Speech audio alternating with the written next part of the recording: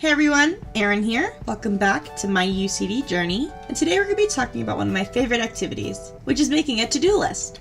Luckily, UCD's already made you one, which is super handy with their pre-arrival checklist, which you can find on the UCD website. In this video today, I'm going to be talking about some of the items on the list, how I'm dealing with getting through them, and what you can do to do the same. So the first item on the pre-arrival checklist is super easy, and you've definitely already done it. It's to accept your offer. But if you ever want to go back and look at your offer again and feel proud of yourself for getting in, you can go to ucd.ie/apply and go ahead and look at your application there. Now the second item on the checklist is a bit more difficult. It's accommodation, basically getting a place to live. So there's a couple of different options you can do as far as accommodation. You can do off-campus or on-campus. Personally, I'll be doing off-campus accommodation since my boyfriend, who's Irish, is moving up to Dublin for his job around the same time that I'll be moving to Dublin to study. We thought it was better to save money by living together and sharing a rent together than living separately and spending loads of money on rent. That in and of itself has made things a bit more difficult as far as finding an apartment because people are a bit stricter when they're renting apartments to couples.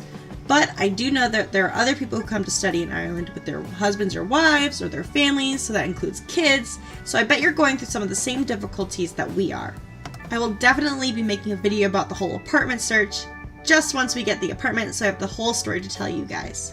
Now, if you're going to be doing on-campus accommodation, you can find loads of information about this on the UCD residences page. They have all the information you could ever need as far as the residences go, eligibility about bookings, and even virtual tours. So if you have any questions about that, you can go ahead and visit the link below that I've added.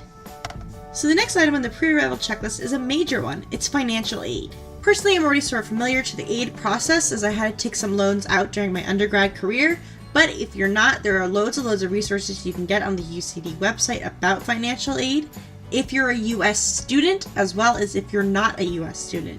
It is really important that you're looking at the right pages and the right information depending on where you live or where you're a citizen. So if you're freaking you out about any of the items I just said and you're like, what's dispersal? What's the origination of loans? I don't know what any of that means. Don't worry. I'll be making a more in-depth video about financial aid for a US student in the coming weeks. Now, we're going to kind of gloss over this one for now in the pre-arrival checklist just because it takes a lot of detail. It's really in-depth. But that doesn't mean it's not important, and if you want to look more into that issue now, please do so by either doing a quick Google search on federal aid loans for where you live, depending if you're a US citizen, also by going to the UCD website. So the next item on the pre-arrival checklist, which is the theme of this video if you haven't guessed by now, would of course be health insurance. Health insurance is a major thing to have if you're studying abroad for an extended period of time, because it's important to take care of yourself. That and it's required for you to study abroad. You'll need proof of health insurance in order to get your IRP card, which used to be your GNIB card. What are those? Don't worry, I'll get to them later. But you need proof of this in order to register that with immigration. Now, I know it said you have to have $25,000 worth in medical expenses if you're doing private health insurance, if you're coming over with that, but there are other options you can take if that seems pretty steep. What I'm doing is I'm going to take mine through studyandprotect.com. Mine is only going to cost €180, and it covers everything from a loss of a couple fingers to repatriation. Hopefully neither of those things will be needed. So the next item on the pre-arrival checklist is also a big one. It's getting a visa to study in Ireland if you need one. Personally, as a US citizen, I do not need a visa to study in Ireland, as the US and Ireland have a visa waiver program. However, if you do need a visa, or if you're unsure if you need a visa, go to inis.gov.ie, and there you can find the links that will take you to a page which kind of give you a little quiz, essentially like, okay, where are you from, what are you doing in Ireland, and then it'll let you know if you need a visa. If you need a visa to study in Ireland, or just in general to get your immigration appointment, you need to go to the inis.gov.ie website anyways. Now, you will of course need to register with immigration once you get to the country, but you can make an appointment to get that immigration registration before you get to the country. I believe new appointments are available up to 10 weeks in advance of a certain date, so right now I believe on the website when you try to get an appointment it's through July up to September is available. So the keyword there is try. Trying to get an appointment for immigration has been very, very rough for me this week because I have to get up at 5 a.m. every day to try to get one. My state and Ireland have a 5-hour time difference, Ireland being 5 hours ahead. New appointments for immigration registration are put up every weekday at 10 a.m. and 2:30 p.m. Irish time, which for me means 5 a.m. and 9:30 a.m. So it's very important that you're very quick about trying to get an appointment when those appointments go up. So this means having all your information that you need with you, such as your passport number, what you're doing in the country, and all your personal info. So don't worry if you don't want to get up at 5 a.m. like me every week. There are other ways of learning when there are appointments available, but still you do have to be very quick.